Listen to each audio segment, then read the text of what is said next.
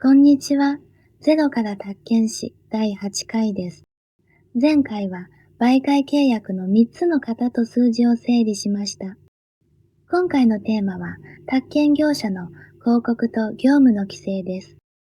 お客さんを集める広告には細かいルールがあります。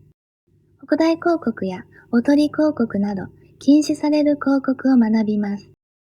毎年のように問われる得点しやすい分野です。はじめに今日学ぶルールの全体像を確認します。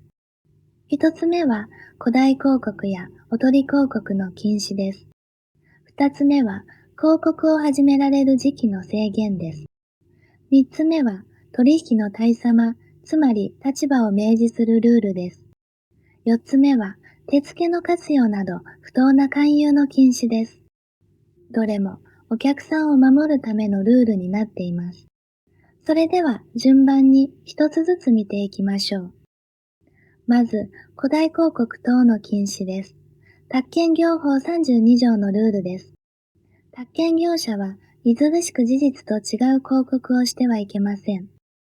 また、実際よりも見ずるしく良いと誤認させる表示も禁止です。こつれしくという程度が判断のポイントになります。広告の手段は問わず、インターネットの広告も対象です。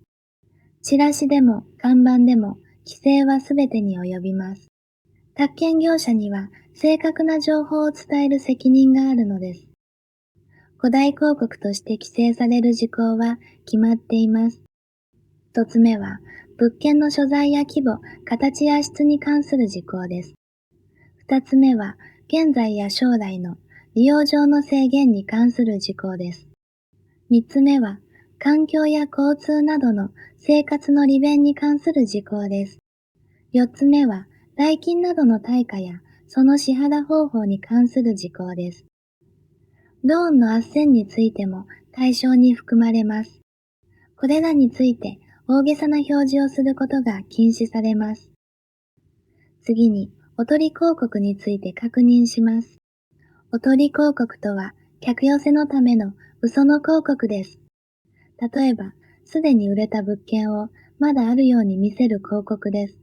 初めから取引する気のない物件の広告もこれにあたります。実際には存在しない物件を載せることも許されません。こうしたおとり広告も古代広告等として禁止されています。古代広告には特に注意したいポイントがあります。それは実害がなくても違反が成立するという点です。お客さんに損害が出ていなくても規制の対象になります。さらに契約が成立しなかった場合でも違反になります。広告を出したその時点で問題になるということです。違反すると監督処分に加えて罰則の対象にもなり得ます。だからこそ広告の内容には日頃から注意が必要です。次は広告を始められる時期の制限です。33条のルールです。まだ完成していない物件には広告のタイミングの制限があります。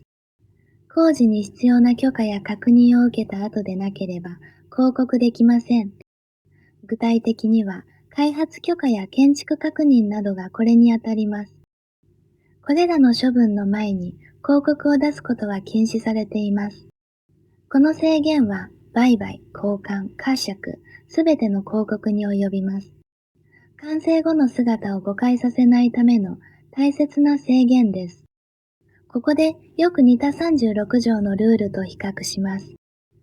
36条は契約を結べる時期の制限を定めています。未完成物件は許可などの前に契約を結ぶこともできません。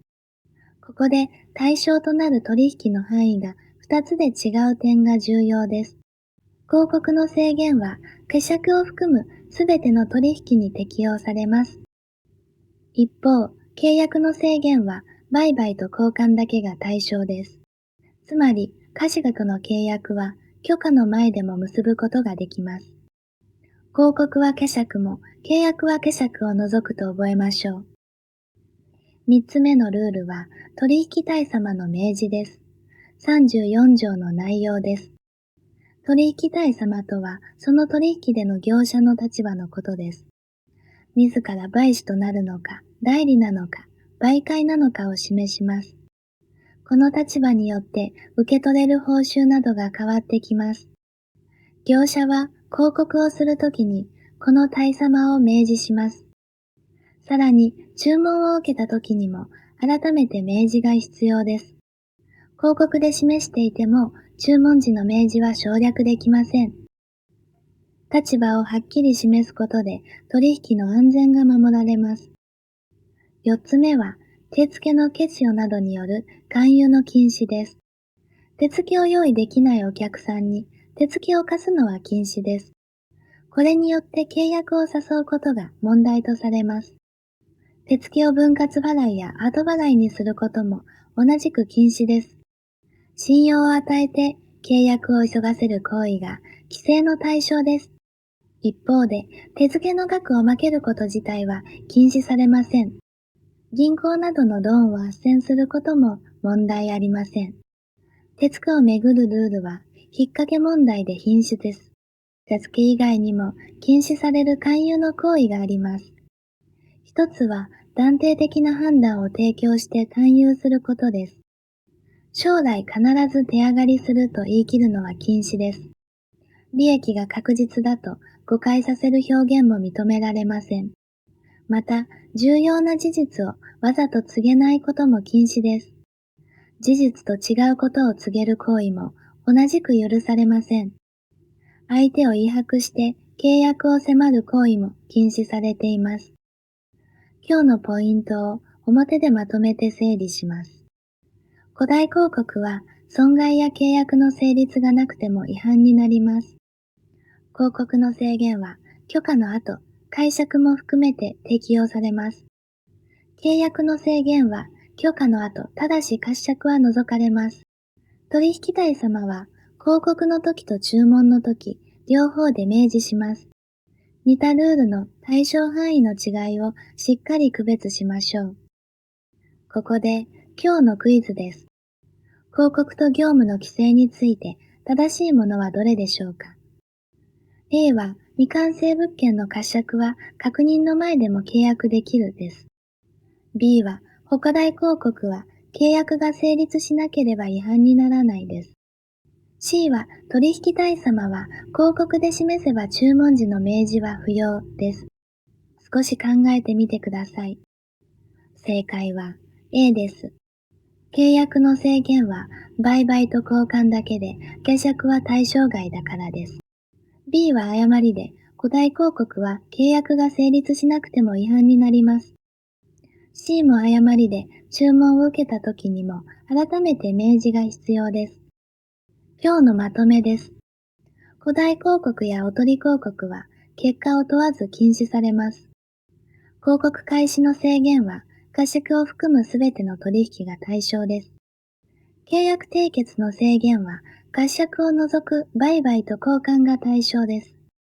取引対様は広告の時と注文の時、両方で明示します。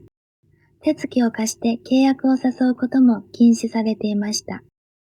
次回はいよいよ35条の重要事項説明に入ります。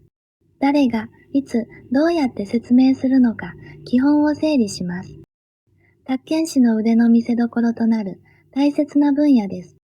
この動画が役に立ったら、高評価とチャンネル登録で応援していただけると嬉しいです。それでは、次回お会いしましょう。